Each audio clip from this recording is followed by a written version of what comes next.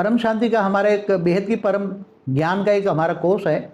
बेहद की परम ज्ञान चाहिए तो आप परम शांति मोटिवेशन एंड मेडिटेशन की हमारी यूट्यूब चैनल है, उसमें 10 दिन का कोर्स रखा है जिसमें बापूजी ने बेहद का परम ज्ञान जितना भी दिया है उसको समराइज करके 10 दिन का कोर्स बनाया है। तो जरूर से आप वो करिएगा ताकि आपको बापूजी का नॉलेज और अच्छी तरीके से समझ में आए।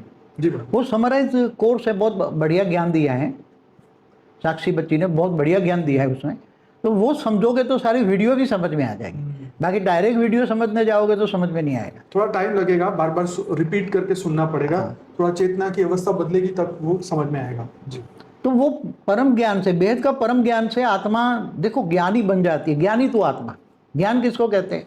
जब बेहद का परम ज्ञान आता है तो उसका मतलब है ज्ञानी तो आत्मा हद की चीज़ों से विराग हो जाता है, बुद्धि उपराम हो जाती है।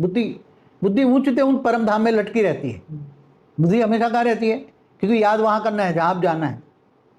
तो आत्माएं अपना बेहद का परम ज्ञान से आत्माएं हद के कर्म बंधन से मुक्त हो जाती। क्या?